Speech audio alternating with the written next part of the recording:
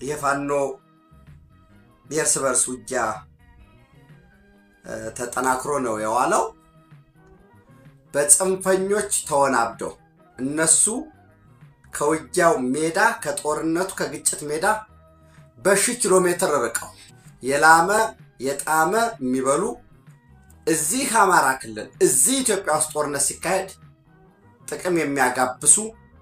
ደም ሲፈስ ውስኪ የሚፈስላቸው የምስኪን የደሃ ልጅ የአማራ ልጅ የኦሮሞ ልጅ የትግራይ ልጅ እነሱ በወደቁ ቁጥር እነሱ በሞቱ ቁጥር ረብጣ ዶላር በአካውንታቸው የሚገባላቸው በድል እየገሰገስን ነው፣ ድል እያረግን ነው፣